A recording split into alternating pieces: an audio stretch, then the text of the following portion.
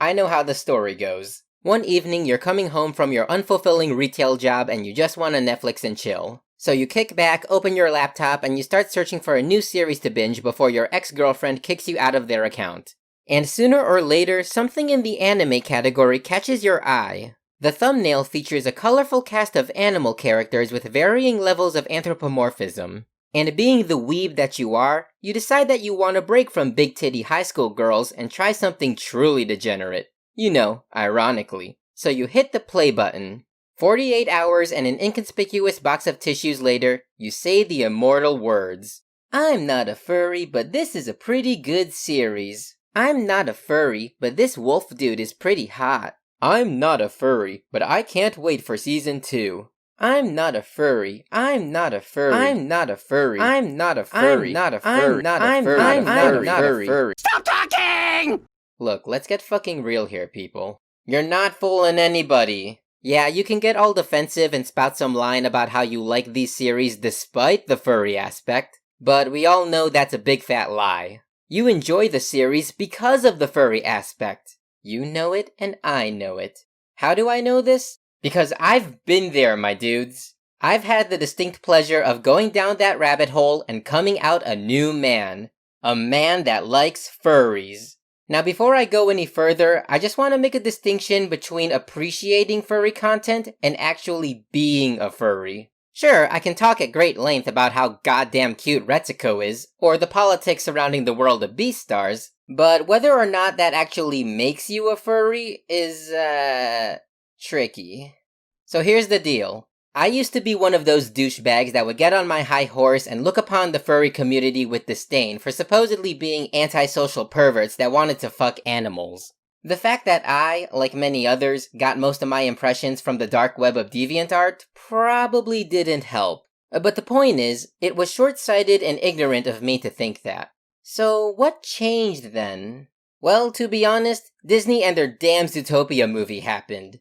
Speaking as someone who freaking loves this movie, I hold the film responsible for being the first of its kind to be a furry movie for a mainstream audience.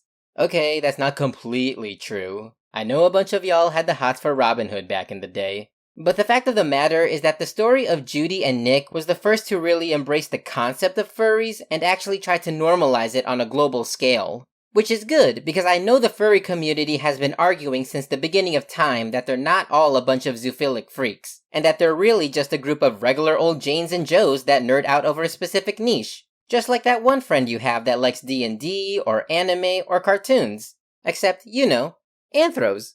So where does Netflix and its ever-growing library of furry anime fall into all this? Well, the way I see it, Zootopia walked so that all these other series could run. If this movie was a testament to what the furry community wasn't, then shows like Aggretsuko, Beastars, and BNA are prime examples of what they are, and all the versatile stories they could tell. Okay, let's take all three of these one at a time. Aggretsuko is about this one chick who works a life-sucking office job with a bunch of assholes, and she vents her frustration with a regularly prescribed dose of death metal karaoke. This show is beyond adorable and gets a lot of mileage out of its main gimmick. But it's also incredibly nuanced and says a lot of profound shit about crossing the threshold into adulthood. In terms of furriness, it's probably the most accessible series to get into. Basically, the anthro parts are just a visual stylization. You could pretty much replace all the characters with humans, and the story would, more or less, be the same. This is my personal favorite of the three, and it's a great series for normies looking to get their feet wet. Next up we have Beastars, or as I like to call it, full-price Zootopia. It's about this one wolf dude who's actually beta as hell and revolves around his relationship with an alpha rabbit. They go through the usual carnivore versus herbivore routine, while a political crime thriller goes on in the background involving a dead student and a deer dude, and how their whole society is actually all kinds of fucked up. This is probably the most stereotypically furry on the list for two main reasons. One, it has the most realistically anthropomorphic designs where the animal characteristics are actually significant, and two, it's sexy as hell, man. This show is dripping with eroticism, and I'm almost tempted to give it a porn with plot label. If Aggretsuko is light on the furry, then Beastars is all the way on the other end of the spectrum. It's unashamedly anthro, and for that, I respect it enough to be my second favorite on this list.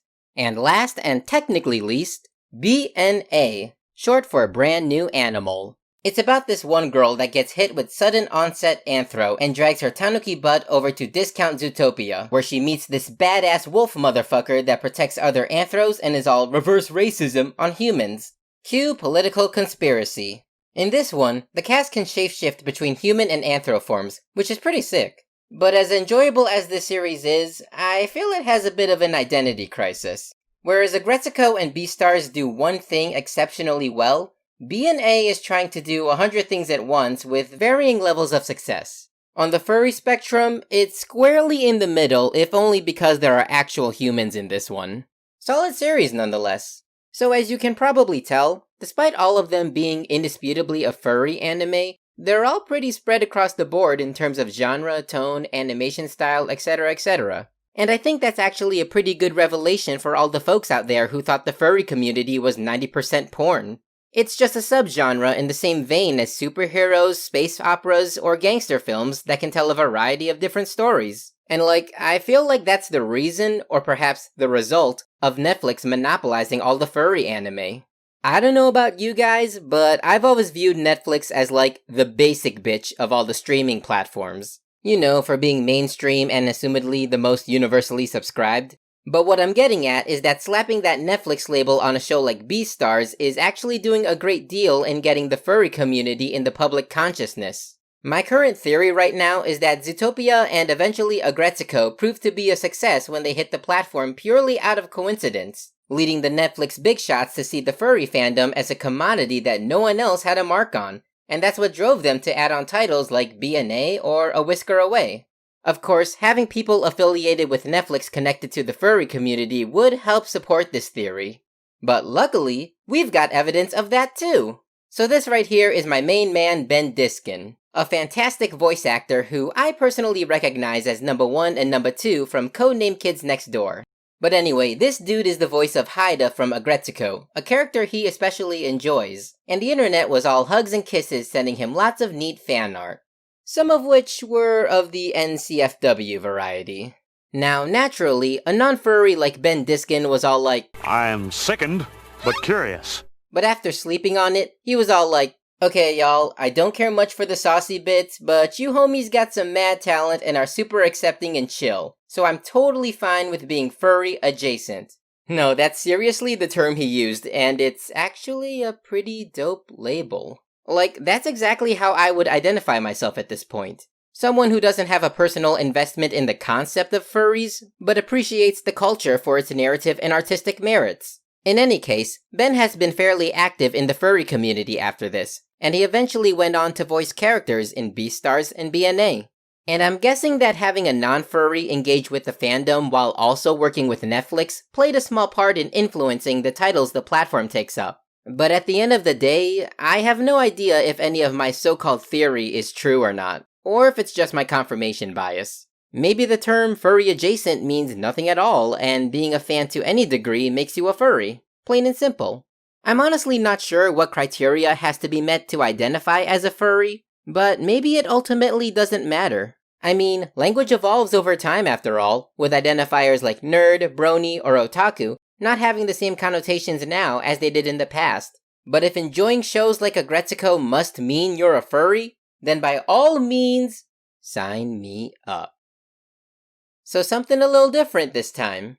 I covered not 1, not 2, but 3 series for the price of 1 video. Honestly, this was pretty new territory for me as far as topics go. So to the furry fandom out there, if I said something that was egregiously wrong, please don't hesitate to correct me.